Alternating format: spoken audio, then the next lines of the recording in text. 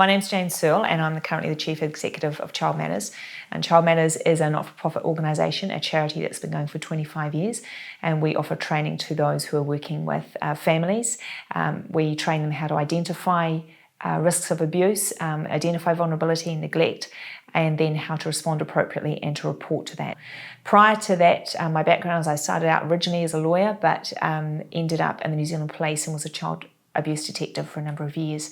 The reason I'm so passionate about this is that the statistics in our country are some of the highest in the Western world.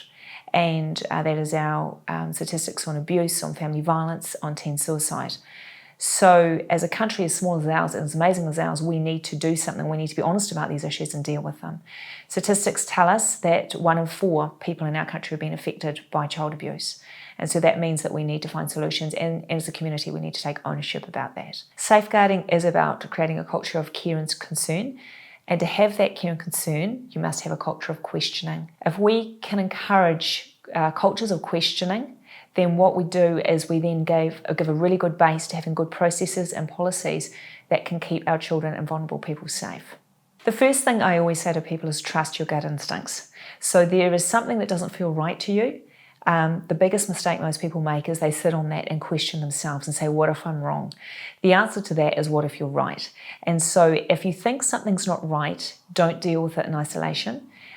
Talk to someone else about it. There are so many times I've dealt with matters where someone did have that feeling something was wrong, but because they were frightened to actually take the next step, that they didn't do anything with that. When you take a matter further, it's not that you're pointing the finger, you're the messenger. You're the person that says, I've noticed this, or have a bad feeling about this, or this person hasn't followed procedure. Sometimes it's about being the voice for people who haven't got a voice. People who are at risk, or people who have been victims of abuse aren't always in that position that they have a voice. So it's really important that those around them that are able to speak up for them do. I think one of the biggest things we need to do is get rid of some of the myths that have been around for years and years about what abuse looks like, and some of the language that we use around that, and understand that this is much more common than anyone thinks.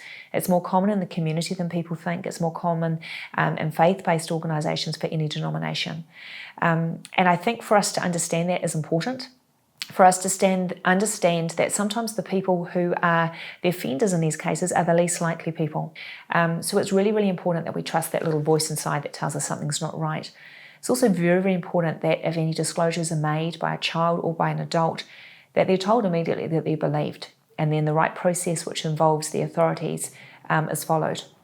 It's very, very important we don't second guess that and think, right, now's the time for us to do an investigation and ask some questions ourselves and find out if we think this is true. You have to see yourself as just the messenger. You're passing on the information. You're not saying if it's true or not, because that's not your job. You're the messenger to give it to the people who are trained to find out the truth.